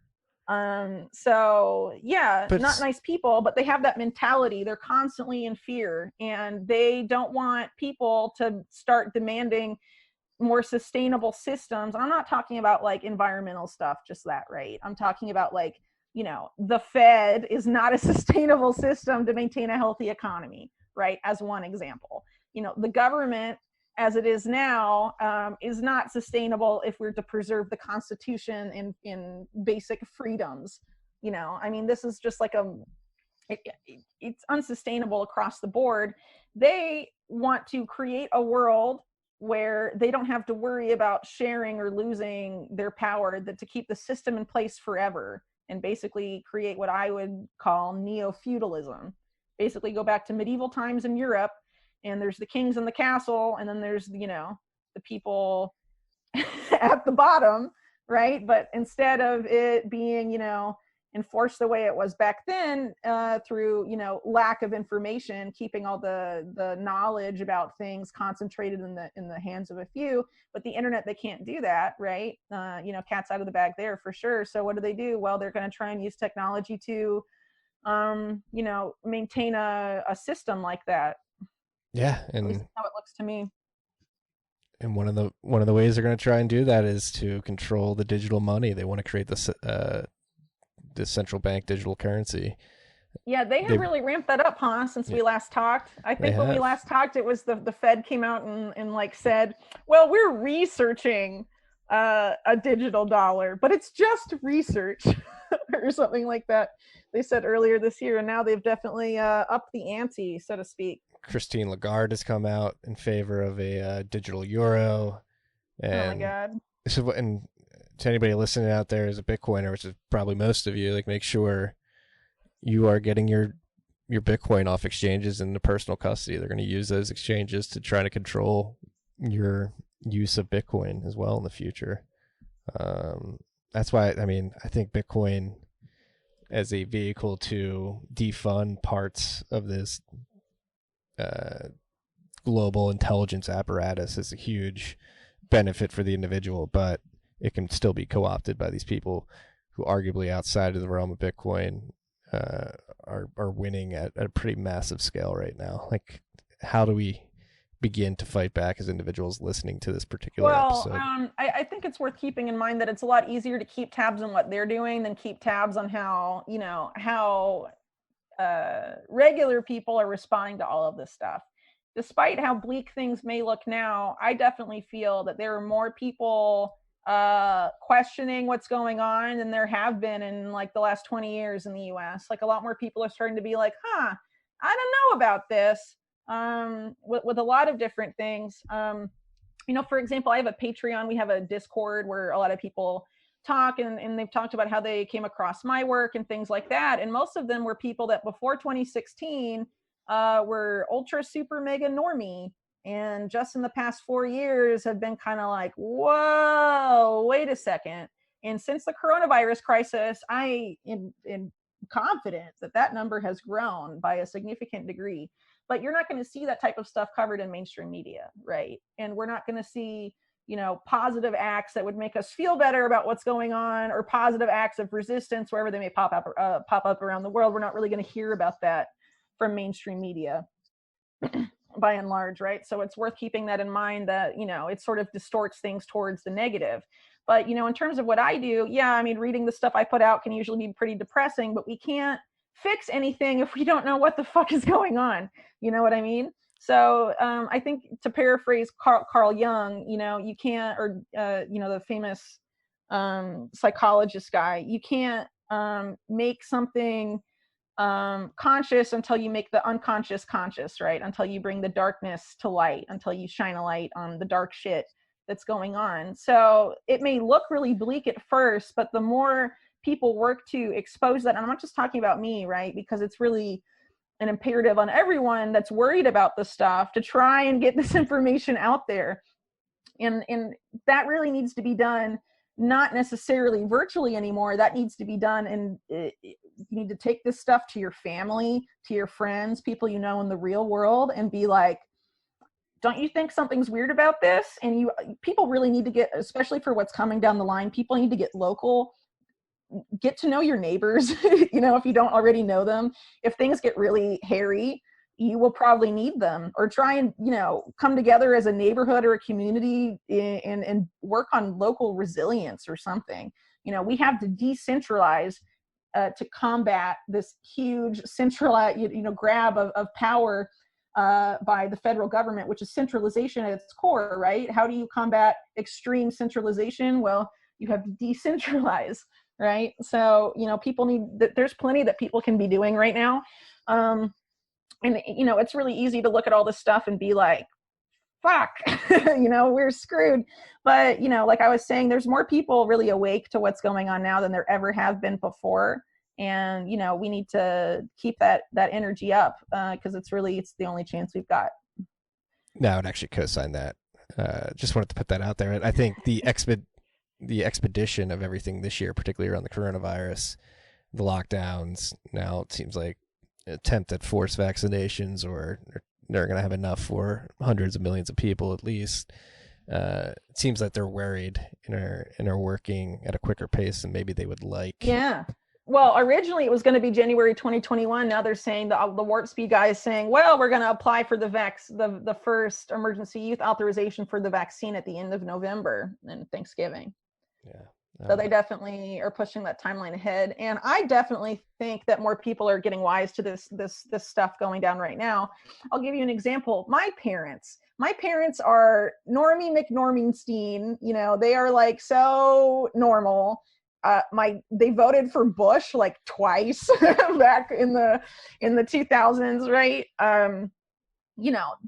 They have always thought I was crazy because I've been like a 9/11 truther since I was like 13, right? So, they've always thought I was really nuts. And then I talked to them the other day. We don't really talk that often, as you can imagine, but I did talk to them the other day, and they were like, my mom was like, this lockdown stuff is bullshit. This virus doesn't kill anyone, And so if my parents, who literally made it a ritual for decades and decades and decades, have dinner in front of the ABC and NBC, whatever, evening news, and watch mainstream media and CNN all day long or whatever, are now being like, we don't believe what the TV is saying, that made me pay attention. Yeah, I think everybody's seeing that the people on TV are goddamn hypocrites. You see people like Chris Cuomo like virtue signaling about the virus, and he gets it. But he lied about having it. He lied about it. He said this virus is so deadly that you beat it by doing chest stretches and shit like that. Oh my God. The Cuomo brothers need to go to prison forever. Both of them. The propagandist and New York's little Hitler, they all need to go. It's so weird. New York's little Hitler. I haven't heard that nickname yet. Yeah, well, I mean, he's getting there. Yeah. He really put Eric Schmidt and Bill Gates in charge. They're probably more closer to having that. Yeah, now Google's coming into New York City with a homeschooling software, correct? Yeah, well, what's nuts is that last year, before all of this happened, people under Cuomo, they signed off on Israeli companies building 5 smart cities in New York. And the contracting period, the awards to the Israeli companies that are going to do that were given this year. And so they're going to build 5 smart cities in New York next year. And Eric Schmidt was trying to bring smart cities before. They were going to test it out in Toronto and Canada, I believe, but the citizens pushed back and were like, no, get out of here. And so now Cuomo is like, yes, Eric Schmidt, make New York State your playground. And that's essentially what they're doing. And yeah, Google has this virtual classroom stuff that they've invested in. Bill Gates invested in stuff related to this too, where it's like a wristband that kids have to wear, and it like sends them like shocks basically if they're not paying attention in class to like increase their attentiveness in school. Yeah, that sounds fun. Thanks, Bill Gates. You can just tell these are like the fucking derpy computer nerds in schools that like hate everyone and are all bitter, and they've grown up and now they're like, we will get revenge. Like, and this is how they're trying to remake school, man. I mean, it's just insane. Just gonna put them in pods, but then like, how could anybody ever trust the things like the pre-crime predictive analysis in the sewers? Well, pre-crime started last year too. Bill Barr announced Deep last year. It was supposed to be to prevent mass shootings before they happen, when everyone was most scared of mass shootings. And now, the coronavirus comes around and Bill Barr is like, I need the power to indefinitely detain people for coronavirus. Okay. Anyone remember that? I guess people have forgotten about Bill Barr's attempted power grab back in March. Yeah. How he wanted to indefinitely detain people because of the Rona. How could you ever trust pre-crime? And then these other softwares that they're putting out. Yeah, well, the more scared people are, the more they'll trust that stuff, you know? Oh, anything to make the shooting stop, anything to make the virus stop, you know? I mean, that's what they're trying to... Yeah, how much of that is them just in the back end, just fucking with things, like making something that isn't real? Hey, well, remember the FBI, you know, they're really good at making terror plots. You should look at anyone want to look into the 1993 World Trade Center bombing and how the FBI knew that was going to happen and didn't do anything to stop it. Yeah. Uh-oh. Because they had an informant in the group that did that, and they were like, go for it. So I guess sometimes the FBI creates fake terror plots that they foil at the last minute, but sometimes they make ones that they don't, it appears. Do you think the FBI or CIA killed JFK? Because wasn't that one of his big things right before he died? He wanted was to splinter the CIA into 1,000 pieces and scatter it into the winds? Yes. Yeah. Well, I'm not a professional JFK assassination researcher, and I have never really looked that deeply into it personally.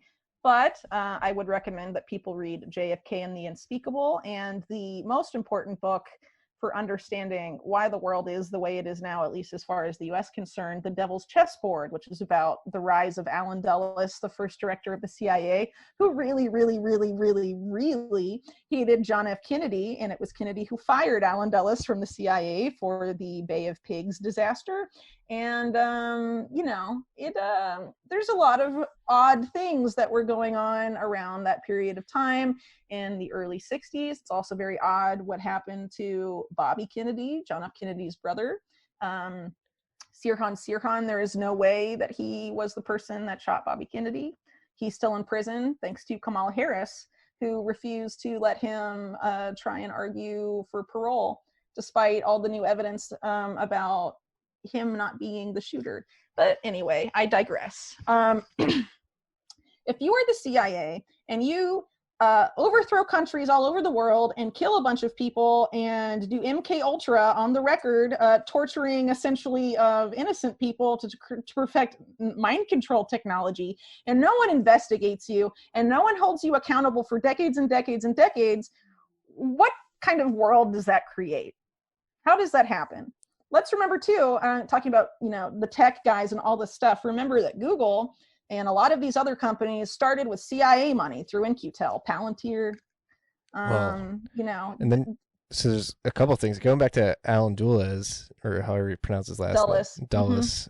Weren't the first programs that he started, didn't he like bring in a lot of like ex-Nazis to work on a lot of that stuff as well? Oh yeah, Operation Paperclip. Actually, during World War II, before the CIA was formed in the Office of Strategic Services, which is like the precursor to the CIA, Allen Dulles was basically running interference for the Nazis out of Bern, Switzerland, where he was stationed the whole freaking time, and tried to negotiate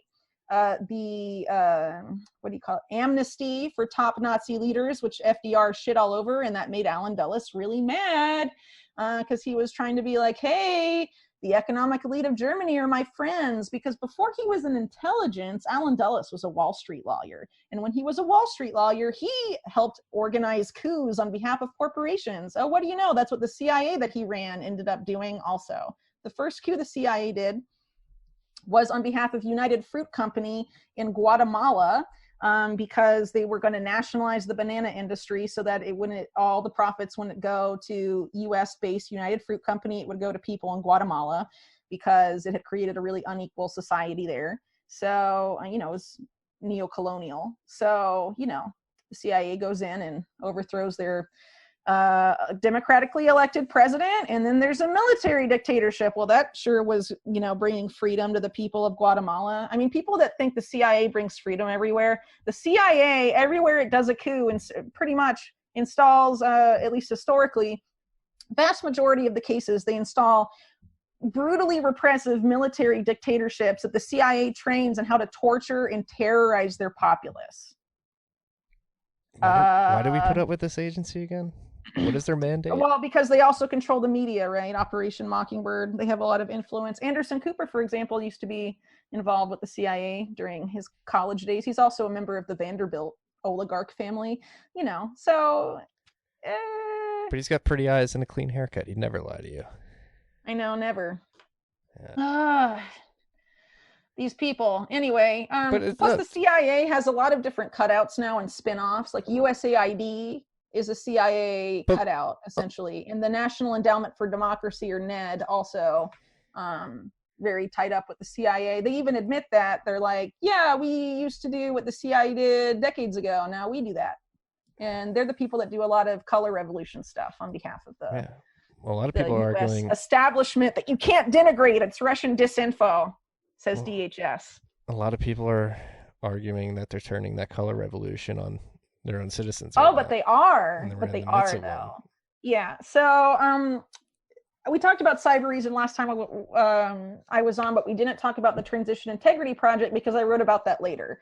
I wrote about that a couple weeks ago. And basically, they are this group of PNAC, Project for a New American Century, neocons, and Obama administration DNC, establishment DNC types coming together to simulate that even if Trump wins the election, how to create chaos, regardless of who wins, between election day and inauguration day. And if no president is officially decided on inauguration day, then the military might have to step in, they say.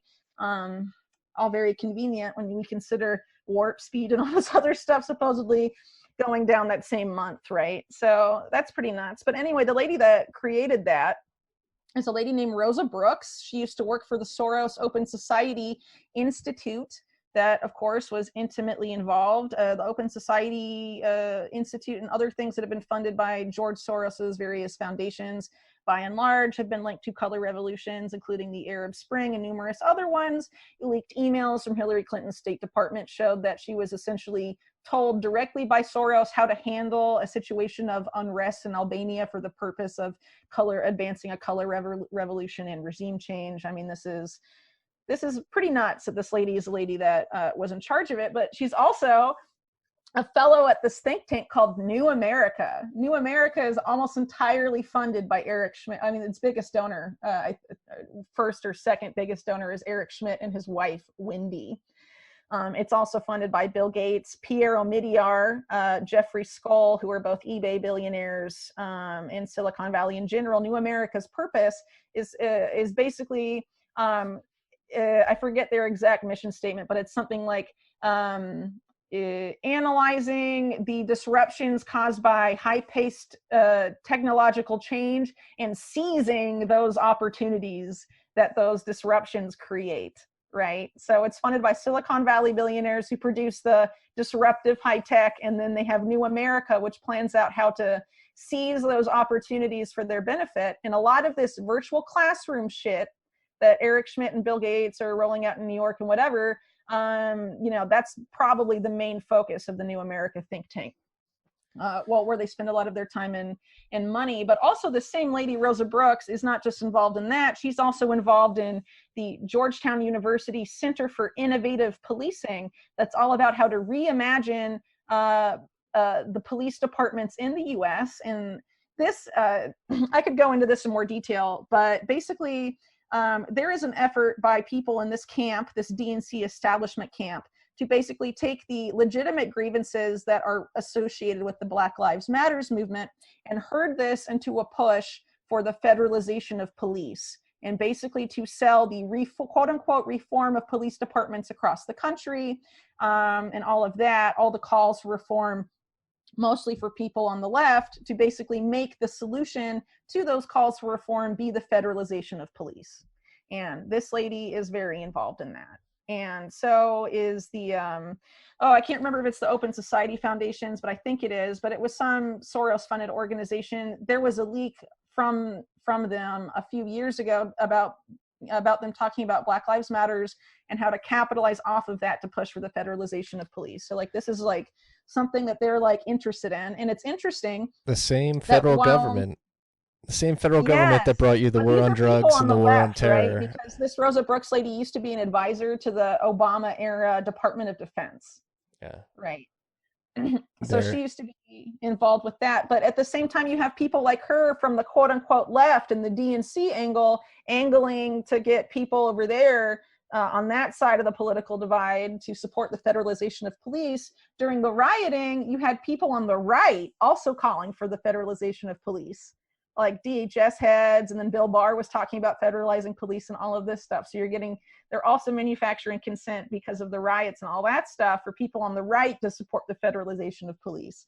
Okay, so like what kind of contentious riot situation where you have two sides that are supposedly so angry at each other it creates this explosion of violence in American streets? Why are they both angling both sides for the same solution, the federalization of police? That seems a little too convenient to me, right? Yeah, it seems like we're being herded into a certain direction. Yeah, because what happens if you federalize police?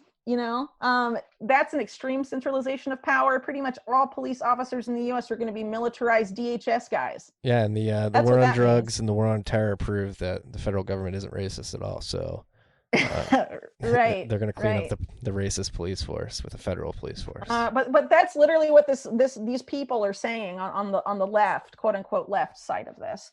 But anyway, that's the lady that set up the Transition Integrity Project, which is all about, they talked all about having organizing protests and all this stuff in their simulations. But I mean, there's a lot of other stuff that they put in there that was just like totally insane.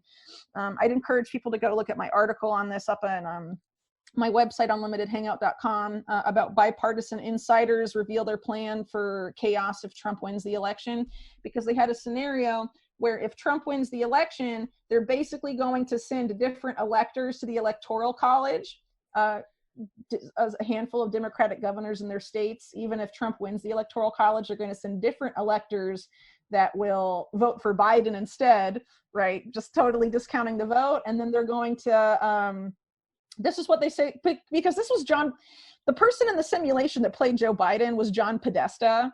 No. Yeah.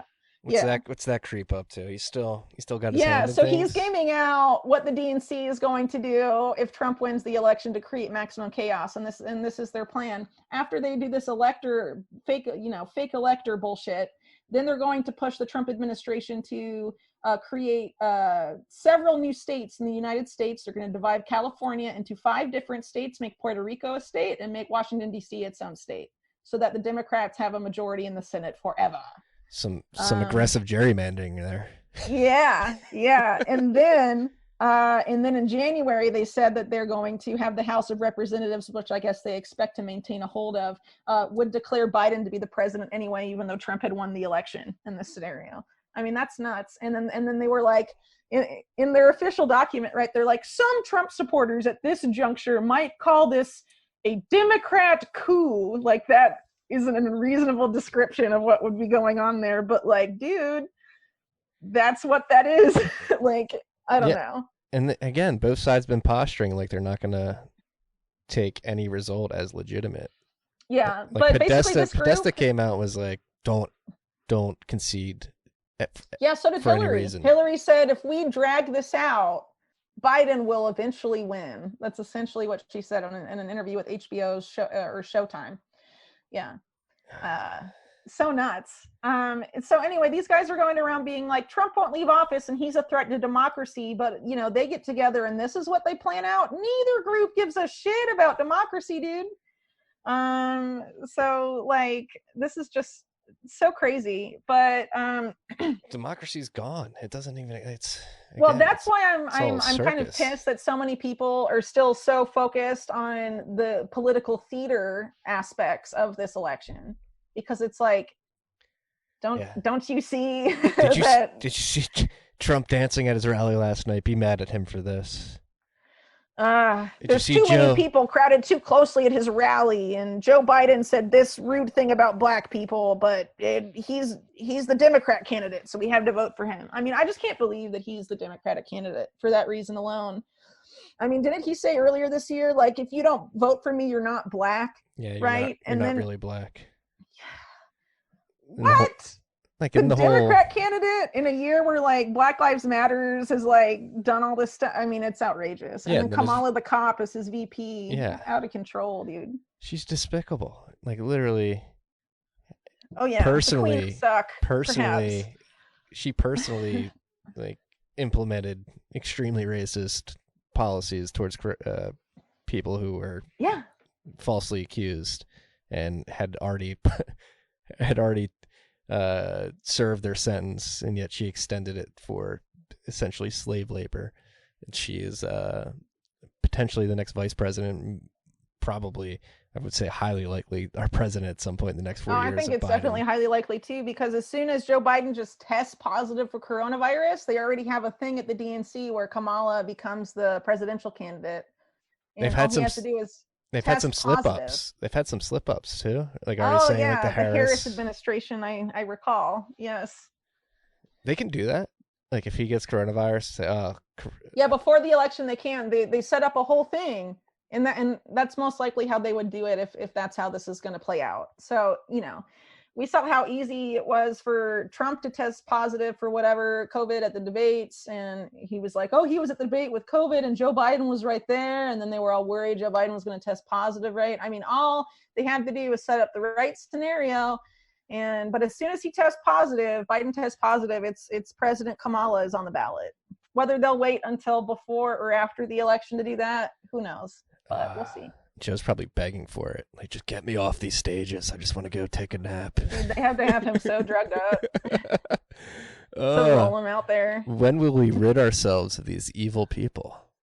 I don't know. I mean, sometimes I'm like, this is funny when I watch how clownish it all is. But at the same time, I'm like, I want to get off the train. I do too. World. Well, imagine if hundreds of millions, tens of millions to hundreds of millions of people weren't ensnarled in the ever-changing narrative that the media puts in front of them. That's like, it's getting sickening. Like walking up to friends and family, and all anybody can talk about is, see Trump take his mask off last night.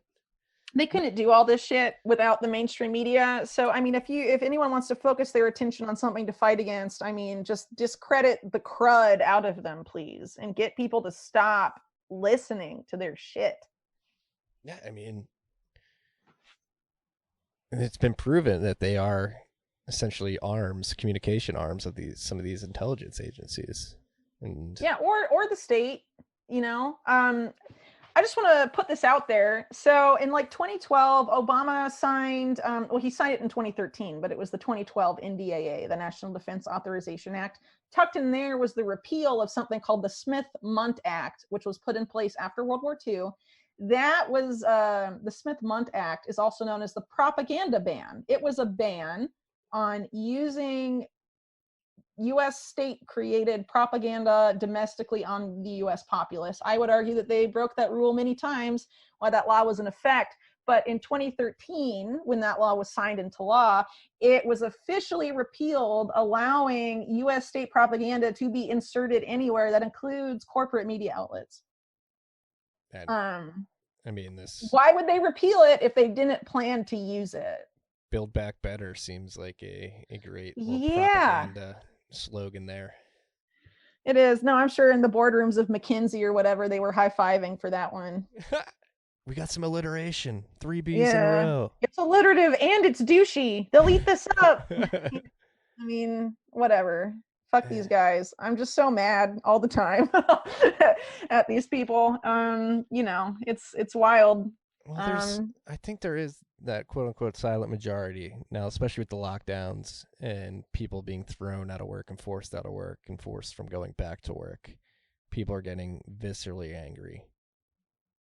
But I do believe that people still have that fear of being labeled a conspiracy theorist, like pointing at, hey, 2 weeks to flatten the curve turned into more than half a year of a lockdown, which is leading to a forced vaccination. It's like what that James Corbett put out pretty recently about how to handle the conspiracy theory smear, because a lot of times someone will be like, oh, well, you're a conspiracy theorist, and then you spend the rest of the discussion trying to wiggle your way out from the smear, right? Like, well, I'm not a conspiracy theorist, and that's not, this term is from the CIA and the Warren Commission, whatever, right? So James was saying that the way to sort of switch that around is to be like, well, then these are my facts and evidence about this particular event. What is your theory? And make it about the facts and the evidence and be like, well, conspiracy theory, you say, well, here are my facts and evidence. and what are yours? And you will probably, that person will probably realize they don't actually know shit about the event they're trying to, opine about. Anderson Cooper's been telling me all about it for the last couple months. Yeah, they might start realizing they're just regurgitating shit they heard on CNN or heard from, the mouthpiece, some government mouthpiece or official or whatever, and be like, that's really, I think that's a shift that people need to make, that routinely, like me, get accused of being, a conspiracy theorist or conspiracy theorizing, right?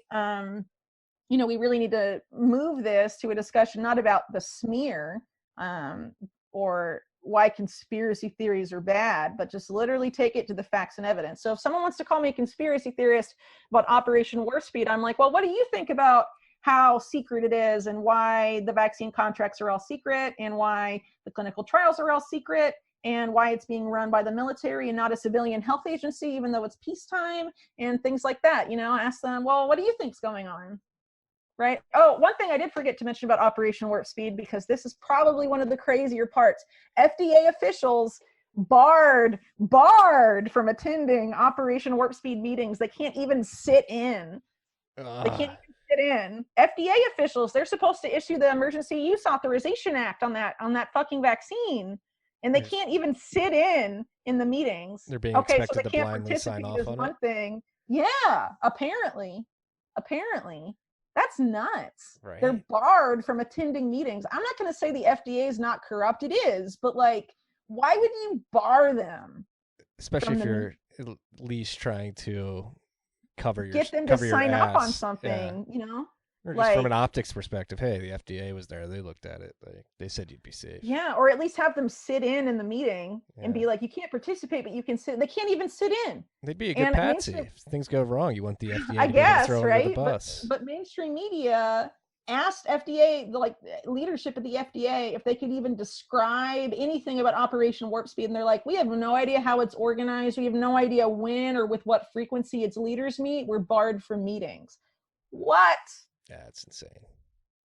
So, tell that to a normie and ask them if they think that's normal for vaccine development. Operation Warp Speed is supposed to be for civilians during peacetime, funded by American taxpayers. The vaccine will be for American taxpayers. Is this normal? This level of secrecy, the involvement of DHS and the NSA and the military, but not, the CDC and the FDA, Whitney, just think of the children. They need the vaccine to get back to school. Think of the children. They need it now. Don't ask questions. Questions are dangerous, and they make the vaccine slower. And Operation Warp Speed is all about making the vaccine fast. It's in the name. Pretty much what they say all the time. Yeah, that's their official justification for the secrecy. We consulted George Lucas. Everything else slows us down. Yeah. They consulted George Lucas to get a correct barometer on what warp speed actually is and how fast the vaccine should be apparently the guy that came up with the term claimed to be a Star Trek fan. I would argue he's probably not a fan of Star Trek, but of the Borg, based on how this is going on. That's my take. Well, to bring it back to how it's all interconnected, we can pull the Fed now too. I guess one thing that came out this week that we were talking about before we hit record was Leon Black, I believe the president founder of Apollo Capital Management, was found to have given Jeffrey Epstein something like $50 million and X amount of payments over Y amount of time. And people are assuming that Epstein blackmailed him, but there's probably more to the story than that, apparently. Right. Well, I'm a little short on time, unfortunately, but I will lay out that I 100% do not think that payment had to do with Leon Black being extorted.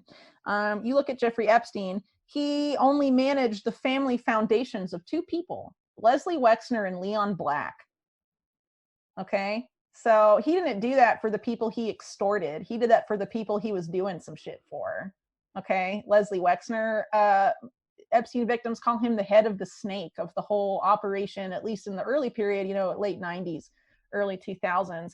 After that, and for 6 years after his first arrest, Epstein was directing the Black Family Foundation, giving money to the Bronfmans of the mega group, right? Also tied up in the Nexium thing.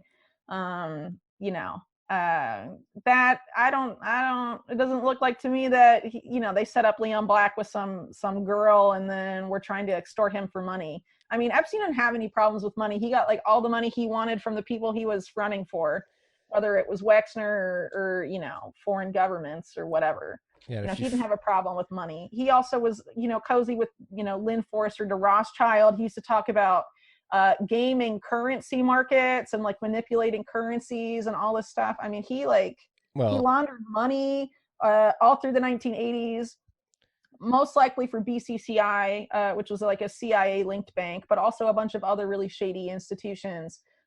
Very, you know, he's essentially the pin that popped the 2008 Wall Street bubble. He personally was responsible for the collapse of Bear Stearns. Whatever you believe about his motivations for that, whether it was because he was mad at this guy or whether because he was a fucking intelligence operative, you know, he had, you know, Epstein was so much more than just sexual blackmail. He was not just sexual blackmailing for his own power. He worked on behalf of a network that goes far beyond intelligence. It also was involved with organized crime and a lot of these Wall Street banks. And Leon Black is so in there. And for people that don't know who Leon Black and his family are, his dad, Eli Black, used to run United Brands, which was United Fruit. And as I mentioned earlier, the CIA did their first coup on behalf of that company that Leon Black's father used to run. You think this guy got wrapped up in, you know, didn't know what Epstein was doing? When Cindy McCain goes on like TV and says, we all knew what Epstein was doing. She literally says that on camera. I mean, these people knew what the heck was going on. So like, you think Leon Black didn't know? He was paying for some shit going down. Leon Black also owns Blackwater. What used to be Blackwater, then was Academi, now is Constellus. He owns them. They've been involved in lots of arms trafficking, human trafficking scandals over the years. Why would he buy a firm like that? That seems, you know, when he's pals with Epstein. Plus, you know, the relationship with Epstein, super chummy. Leon Black and Epstein were like good pals. If someone extorts you and sets you up and then like forces you to pay them millions of dollars, you don't, you know, invite them to your pool party at the Hamptons and pal around with them like that, you know? Yeah. And it wasn't until like very close to the end of the Epstein's life that he finally sort of disconnected his reputation from him. But you freaks may remember, we've talked about Apollo Capital Management, which Leon Black is the head of. Actually, almost exactly a year ago, when the repo spasms happened with the Fed overnight markets, and the Fed had to come provide liquidity to that overnight market particularly, we came to find that the reason that there was liquidity shortage was because JP Morgan had rotated out of bonds and into cash and sucked up all the cash margin from hedge funds like Apollo Capital Management, which was named personally as one of the institutions that was getting funds indirectly at the Fed window via the FICC to basically save their hedge funds. So you have the Fed, right? And Epstein is super involved in JP Morgan, by the way.